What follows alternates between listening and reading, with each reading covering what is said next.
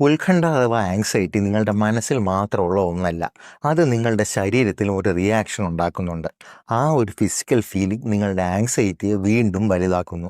പക്ഷേ വളരെ സിമ്പിളായ ഒരു വിദ്യയിലൂടെ നിങ്ങൾക്ക് ഈ കുഴപ്പം പിടിച്ച സൈക്കിളിനെ തകർക്കാൻ വേണ്ടി പറ്റും.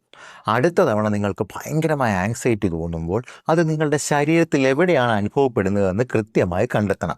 നിങ്ങളുടെ നെഞ്ചിലൊരു വേദനയോ ഭാരമോ ആണോ, അതോ നിങ്ങളുടെ വയറിലൊരു കെട്ടുപോലെയാണോ, തോളിലോ കഴുത്തിലോ ഒരു മുറുക്കം പോലെയാണോ, അങ്ങനെ എവിടെയാണെന്ന് കൃത്യമായി തിരിച്ചറിയണം. എന്നിട്ട് അവിടെ നിങ്ങളുടെ കൈ പതുക്കെ അമർത്തി വെച്ച് കണ്ണുകൾ അടച്ച് ആ ഭാഗത്തേക്ക് നിങ്ങളുടെ ശ്വാസം ചെല്ലുന്നതായി സങ്കല്പിക്കുക. നിങ്ങൾ ശ്വാസം അകത്തേക്ക് എടുക്കുമ്പോഴും പുറത്തേക്ക് വിടുമ്പോഴും ഈ മുറുക്കം ഒരു ഐസ് കട്ട ചൂടുവെള്ളത്തിൽ പതിയെ അലിയുന്നത് പോലെ പതിയെ പതിയെ അലിയുന്നതായി സങ്കല്പിക്കുക. നിങ്ങളുടെ ഓരോ ശ്വാസത്തിലും ആ മുറുക്കം കൂടുതൽ കൂടുന്നത് അലിയുന്നത് മനസ്സിലാക്കുക. ഇതൊരു 60 സെക്കൻഡ് നിർത്താതെ ചെയ്യുമ്പോൾ തന്നെ നിങ്ങൾക്ക് നിങ്ങളുടെ ചിന്തകൾ ശാന്തമാകുന്നത് കാണാം. പ്രശ്നങ്ങൾ മാത്രം ഉണ്ടായിരുന്നിടത്ത് പതിയെ പതിയെ പരിഹാരങ്ങൾ ഉണ്ടാകുന്നതും കാണാം. നിങ്ങളുടെ ശരീരവും മനസ്സും കോൺസ്റ്റൻ്റ് ആയ കമ്മ്യൂണിക്കേഷനിലാണെന്നുള്ളത് കൊണ്ടാണ് ഈ ട്രിക്ക് വർക്കാവുന്നത്.